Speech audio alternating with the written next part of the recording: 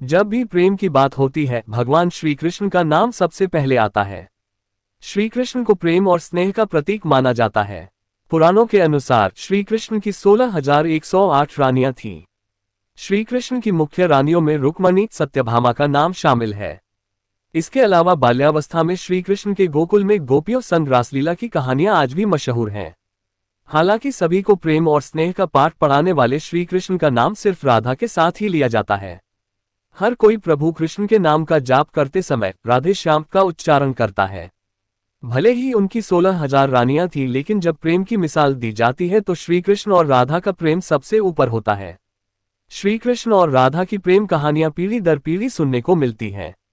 लेकिन जब भी राधा रानी और श्री कृष्ण के प्रेम का जिक्र होता है तो यह सवाल जरूर मन में उठता है कि जब दोनों के बीच इतना प्रेम था तो कृष्ण ने राधा से विवाह क्यों नहीं किया। 16,108 रानियां थीं। रानियों में एक राधा क्यों नहीं थी। इस साल 19 अगस्त को कृष्ण जन्माष्टमी का पर्व मनाया जा रहा है।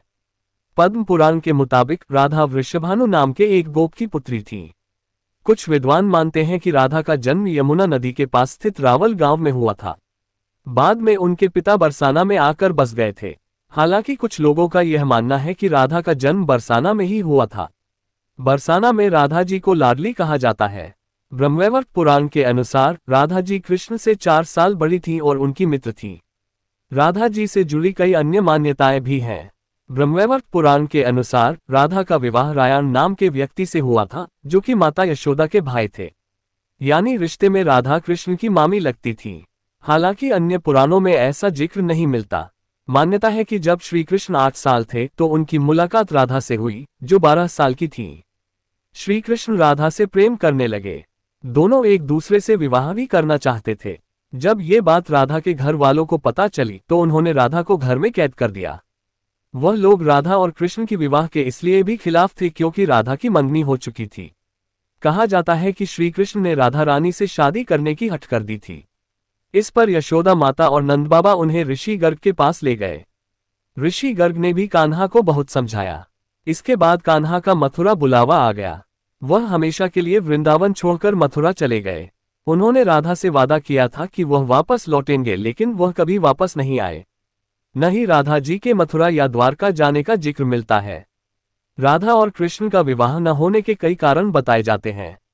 इसमें से एक कारण नारद जी का श्राप भी माना जाता है।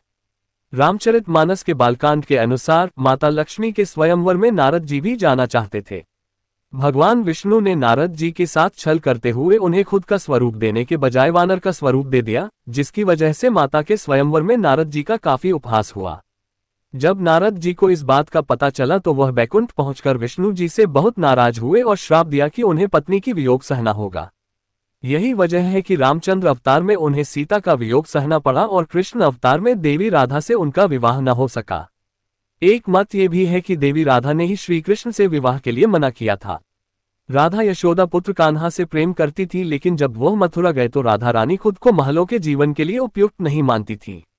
लोग चाहते थे कि श्री कृष्ण एक राजकुमारी से विवाह करें, इसलिए राधा ने श्री कृष्ण से विवाह न करने की ठान ली। ये भी कहा जाता है कि राधा को महसूस हो चुका था कि श्री कृष्ण भगवान का अवतार है। वह खुद को एक भक्त मानने लगी थी। राधा श्री कृष्ण की भक्ति में लीन हो चुकी थी। वह भगवान से विवाह नहीं कर सकती थी। भगवान श्री कृष्ण की शरारतों, उनकी लीलाओं और छल सभी कुछ मनुष्य के लिए कोई न कोई सीख ही थी। राधा से विवाह करना भी मनुष्यों को प्रेम की असली परिभाषा से परिचित कराना था। कहा जाता है कि एक बार देवी राधा ने कान्हा से पूछा कि वह उनसे विवाह क्यों नहीं करना चाहते।